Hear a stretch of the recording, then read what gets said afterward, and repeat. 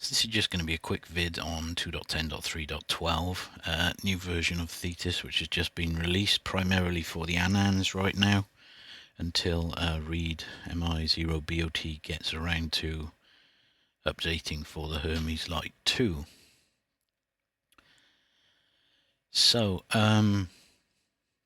let's quickly go over some of the important changes. Firstly, let's change to some notes. And I want to look at the changes here. There's an important one here, Visual Studio 2026. So the project has been updated to Visual Studio 2026 and built in that. And it now includes a new C runtime.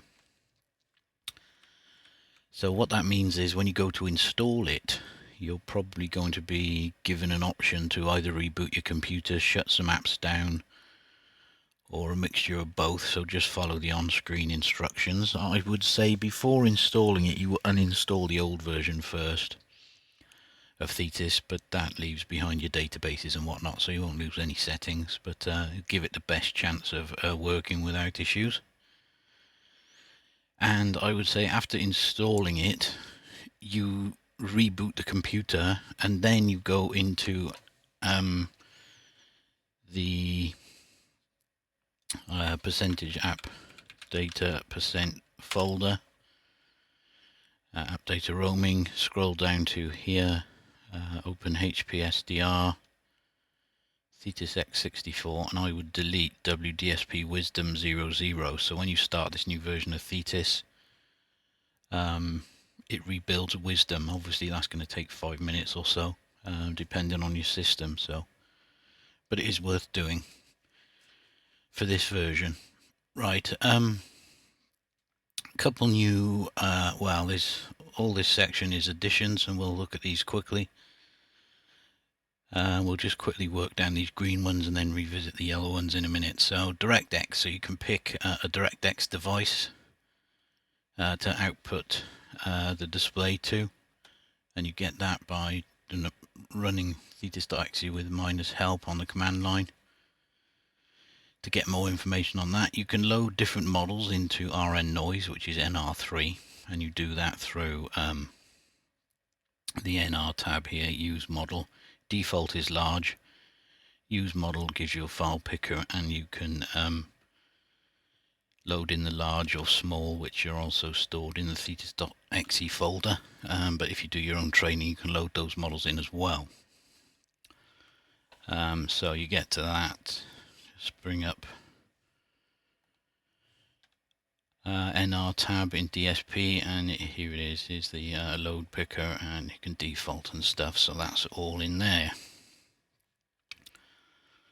There's options to position the lost forms, so some people have reported that they lose forms from time to time, not showing up on the screen and stuff like that, and normally it involves altering the database to bring them back. So I added a feature where if you hold Shift, Control and Alt and start Thetis up, you get this message, and it repositions the setup and control form, setup and main console form. There's also an option in settings which allows you to reposition other forms, including containers and stuff, and you can get through that through setup. Incidentally, you can just right click setup to go straight in if you don't want to use that menu system, and it's under tests, reposition forms here, so just tick them on, hit OK, and they'll get repositioned. Okay, a couple of new variables added here, which are explained there, and you can use the condition of a LED indicator to show and hide text overlays, which is fairly obvious thing to do. We'll look at that yellow option. So there's a new meter item, other buttons. We'll look at that in a minute. More legacy items can be hidden, so if you're into setting up containers and buttons, you can hide even more of the old legacy stuff. Not everything is done yet, sliders are still yet to do, but you can hide through this. So general appearance, legacy items, you can hide stuff if you want to put your own containers there and button layouts and stuff like that. So that's in there. Now there's a few more things that you can do with that. Right, it's now possible to save and load containers. We'll look at that in a minute. Text overlay and things that use variables in various aspects of this, excuse me. So text overlay, for instance, if you want to use a variable, you can click on here and you get a list of variables that are available, and any ones that are coming in through external software as well will be listed here. And you can, just pick them, double click them, and it goes to clipboard. So if we want to look at ASC peak, we can do that, and then Control V, and we get the value up in there. So that's there. So just quickly, if I show you here, we just add a text overlay, and we can go into the variable picker here and just scroll up and down for the list if we want the local time, and then Control V to paste it in. So that's that. Right, so if we flip back to the notes, let's just remove this container. We can set up IDs for N1MM waterfall data, which allows you to have multiple instances of Thetis and output to N1MM. There's also now a startup log, which you can have showing at startup, or you can view it at any time. If you go into setup test startup log, here it shows you how long it took to do various things. So if I start Thetis now, you can see it happening in there. So that's been added. I worked on this when I was optimizing startup time and things like that, so that's been implemented. And we can turn that off here. What else? Option added in TCI. Yeah, so in TCI setup, we can now force a spot to be a CW spot to be either an upper sideband or a lower force to CWU, CWL, or the default behavior. And there's some more info there in the tooltip. So that's there. We go back to the notes. Okay, so we're going to look at some of these yellow ones now, which are more important really. New meter item, other buttons. So we can flip back to that. And if we go into, let's turn the radio on. If we go into setup, appearance, meters and gadget, other buttons, add one of those, and we will, container, we'll add other buttons to that. So there it is. And as you can see, nothing really showed up. So we'll just move that out of Thetis at the moment, just for testing. And then in this drop down, we have got, in this scroll box, we've got tons and tons of options. So if we want a power receiver 2 mon and tune button in there, we can. We can also alter the columns, of course. And then if we were to use these, so if we want receiver 2, so there's receiver 2, and you can click it here, of course, and it would, disable that, monitor, tune, all that, turn the radio off, turn the radio on, and of course you can make these any size or pretty much any design you want. You could, if you wanted, you could have round buttons in there, for instance.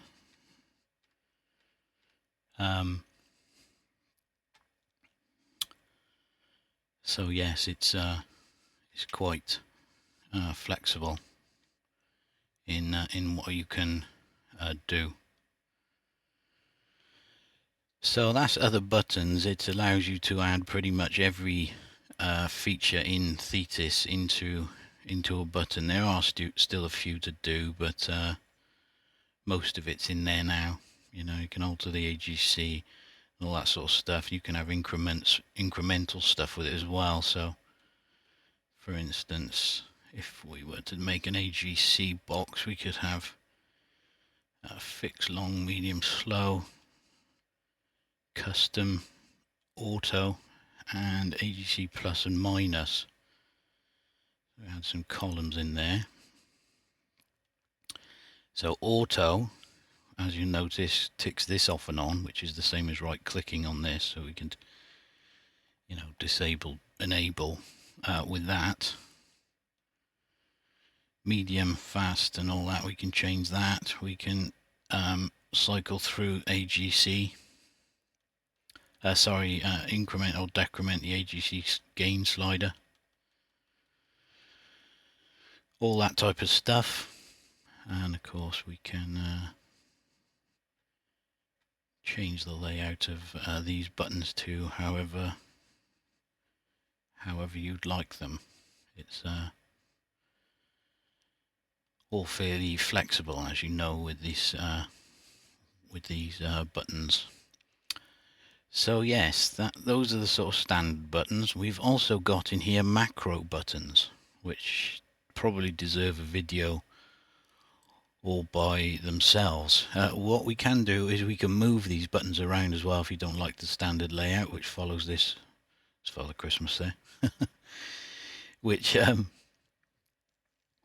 follow the layout of this selector box. You can alt and drag them around so you can reposition them. So if I drag this, it will now, that button will now appear in front of fast. Fast will be there if you want to swap these two round. You can just do that and all that type of stuff.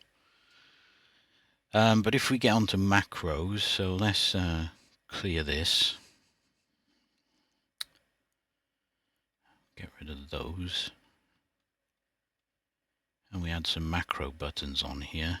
So down the bottom there's M1 to 31. And you can just add those like so. And then we can click on these dots and it will allow you to change the settings of what that macro actually does. So a macro button has a notion of a state, and at the moment it's fixed in off state. Even if you were to click it, it would display the off text. And we can put some on text in there. So even if you were to click it, it would say off text because it doesn't change state, it's always off. If we will have it in toggle mode, then it does change. And you can do all sorts of things with this. You can, if I was to do this, close parent container, and I was to click it, the container has disappeared. And it is fully disappeared. There's no way to get it back other than going into the actual container, which is this one, and do recover container, which will bring it back to here. But you can do things like if we were to open another container and we could call this menu, and in there, you know, I don't know, we could have some buttons in there or whatever. We could, you know, you can put whatever you want in these. And then that button there, we want to set it to show and hide this container, so we can even do that. So if we go to this macro and we say, okay, show, hide. So the on state, we're going to flip those around. So the off state, when the button's off, it will show show. And when the button's on, it will show hide. Okay. And what we want it to do is close container menu and open container menu, and it's a special case when they're both the same. So now if we click it, we're actually showing and hiding that container. And obviously you could, you know, set the colors the same so things don't change when you do it. And that button state there can be based on the visibility of a container. So it will now based on the visibility of that container. So yeah, it's quite complex what you can do with this. You can make sub-menus, all that type of thing. You can make containers use the position and size of existing ones, so a new container popping up could just appear over the top of this one at the existing size and all that sort of stuff. And the options are there. You can also base the state of the button on a LED indicator and the output of a cat command. So we can have something like, if we were to do, let's just get into cat macros. Let's stop this from opening and closing. We'll just call this test for now. And in cat macro, you can implement obviously all the cat commands. You can use all the cat commands that exist in Thetis. One of them, for instance, is PS. So if we were to do PS, I think this is the power state. So power state of 1. If I was to do PS 0 and execute it, it turns the radio off. Right, PS of 1 turns the radio on. Okay. So in this cat tester, we could have it run a command and we will turn the radio off. Okay, and this is the parser for the stuff that you type in here. If you type in, you know, incorrect stuff, then it won't know what it is. What it doesn't do is check if that's a valid cat command. What it checks is if it's a valid syntax. So that will turn the radio off now if we click on there. So we just say off, like so. So that turns it off, but obviously it doesn't turn it on now. So what we can do is we can go into the cat macro and we can say there's a bunch of info here. So you can do conditionals with if and all that sort of stuff. And you can also use variables. You can assign into variables, which you can use in LED indicators and whatnot. So that will run that piece of cat command, and it will output the output of that cat command will go into that variable, which you could then use in a LED. And there's you know, if statements for variables and 4-character IDs for LEDs and all that type of thing. But you can output the info into this thing called state as well. So that will run that command. So that'll turn the power off, and this will output the current power condition into the state of this button. Okay, and it will do it after. So doing it after would always mean that that would output into state PS 0, because if we just run PS, let's just run PS 0 to turn the radio off, which it is, and then we do PS, that will return PS 0 because it's telling us that the radio is off.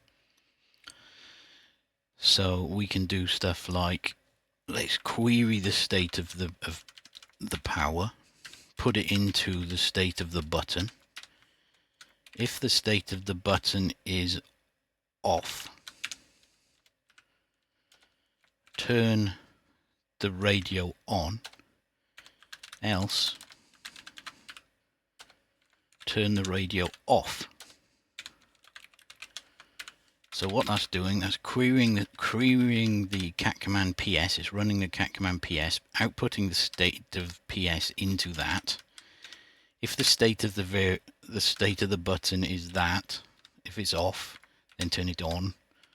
Otherwise, do it the other way around. But what we need to do is tell it that the state of the button state here is on a cat command. So on would be PS0, PS1, isn't it? Because when we run the cat command, if the radio is on the moment it's off, it would be PS1 if it was on. So if it's off, turn it on, otherwise turn it off, is what that's doing. So now we've got the same, so let's just do this, power, power.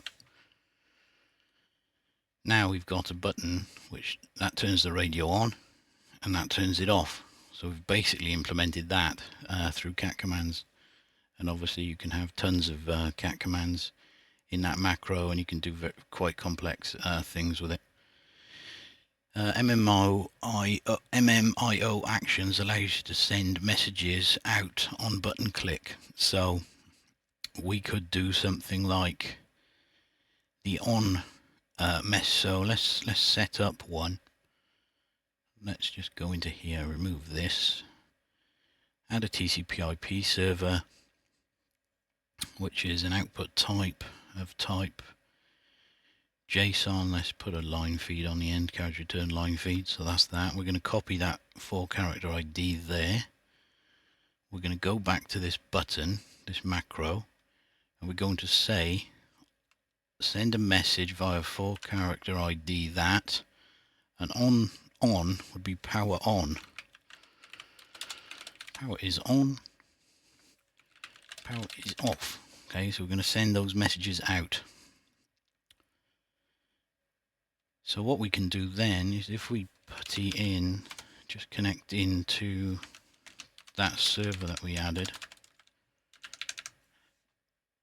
as raw. We're now connected up there. If we were to click this power button, we're now getting bespoke messages appearing via networking. So you can use these buttons to control amplifiers and whatnot, as long as there's some supporting piece of software or whatever which has been implemented. Yeah, it's pretty flexible in what you can do with these macros and other buttons, but I'll probably make a video about everything that you can do with that, because it can get quite complicated. Right. So if we flip back to the notes, we've covered that one. We've looked at most of that. So if we now look at the next one, it's now possible to add and load containers. So if we go into setup, and we go into meters and gadgets, there's a couple of buttons here which allow us to load in a container. So we can load in, I've got one stored, D drive temp I think it was, got my binary clock one there, so I'm loading it in. So if we, and there it was, so let's do that again. Let's remove this container. If we load a container file, and then we load one in, and of course you can share these with friends now. You can get it to take a backup of the database before loading it, in case there's something weird going on with it, or I can just say no for this example. But there you go, there's a binary clock implementation. Done all using LED indicators and some conditions and all that sort of stuff. So yeah, it's possible to load them in, save them, and in fact you can duplicate them. So we've now got 2. So yes, it can do all that. It will give you a warning if you've got web images in there, because some people, you know, might be putting links to dodgy stuff in there. So it gives you a warning about all that, and various different bits and bobs. So that's that update. So let's keep working through these. Variable pickers. So I'll just quickly show that again because I forgot to flip the notes over. So add a container, text overlay. Then we've got this variable picker here, which allows you to pick anything that's, if things come in via MMIO, they'll be in the list as well. and you can double click or select and it'll copy it to clipboard, so you can just paste it straight in there like so. So that's that. What else have we got here? VAC and port audio. Yes, so I updated this so that it could now use input devices that only report a single channel. Previously it would say no to connections that only had single channel, and some of these fairly reasonably priced USB dongles and headsets and stuff only have a single channel for like the mic and audio input, so I added that, so that's now supported. And there have been some new APFs, audio peaking filters, added to CW by Warren as well. If we go into audio, you can see them here, type. So there's various different types. Let's get to the screen. So we've got 4 different types. The original was biquad, but now we've got double pole matched and Gaussian. And there's a new document included in Thetis. If you go to the About APF types, it opens up a document that you can read, which explains some of this. So yeah, that's quite handy.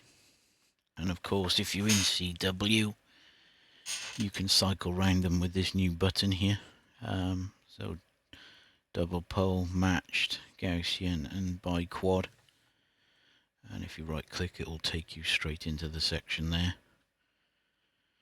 So that's been added. So we've covered everything really in additions so far. Let me just quickly show you where the NR noise processing, so that's that stuff down there. And you can achieve different sort of sounding NR2s with that. So yeah, that's quite interesting stuff that Warren added as well. So that's pretty much the conclusion of the additions. So let's look what's actually changed. Like I said, we've moved to Visual Studio 2026. It's been a change to the ZZIS cat command, which returns the actual filter width and not the slider position. So if you're using that for anything, be wary of that. Scope has been added for in and out to the firewall rules because that had been missed.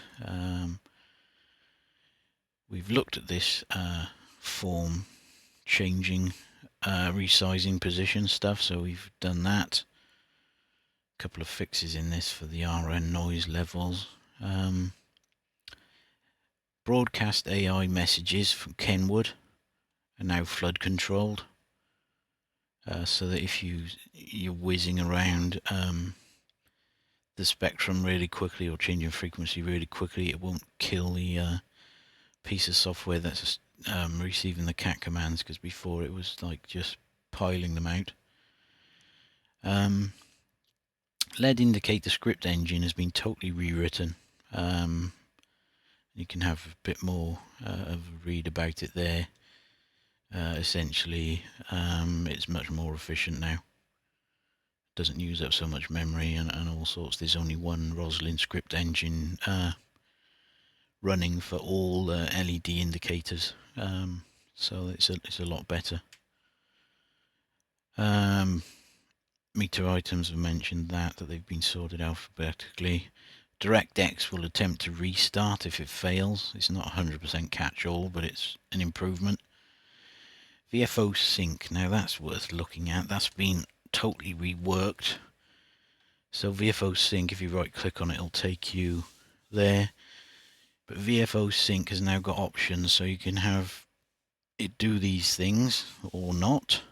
There needs to be one of these checked, and then you can have it do that when it's first switched on. So if your primary VFO is that, then it'll sync from B to A and all this sort of stuff.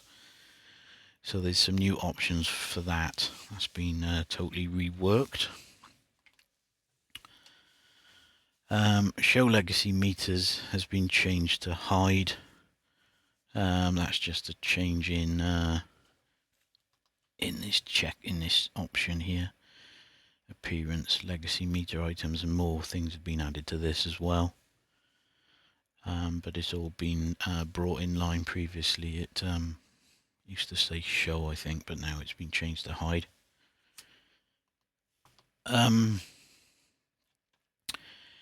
Changes to the way meters are restored, yes, that's been reworked. So if you're using lots and lots of meters, it should be slightly improved. And a couple of other changes there. If we look at the fixes in this version, there's a couple there that you can have a read through. You can now enter values into this when you're on var1 or var2 into the filter boxes down here bottom left. If you're in var1, you can actually type into there now and they'll work. They weren't doing before. And a few other important changes there. This one fix here, Vox will not PTT if mic is disabled. So if you disable the mic, you switch mic input off, Vox would still key up even though it wasn't getting anything, but that doesn't happen now. And so that was a fix. And TX gains are now restored from the TX profile, so be wary of that, especially HL2 users, which Reed might have to work around. Previously, the console was restoring the condition of these sliders, and they were so the console was overriding what was actually in the TX profile, which was obviously incorrect. So now it always uses the TX profile when you start up.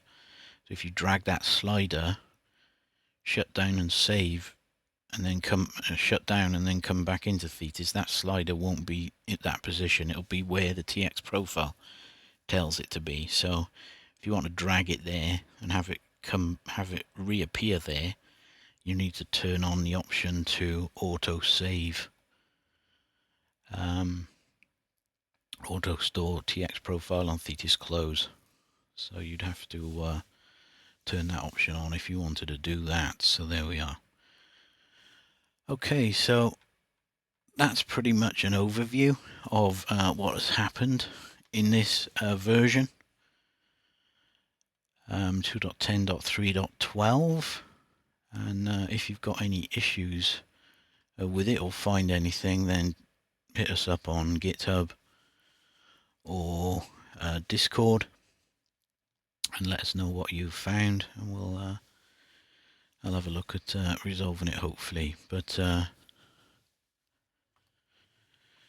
there we go. I'd just like to say thanks to all the testers over on Discord over the last couple of months that have been working on the changes, looking at the changes that I've been making, and been providing feedback.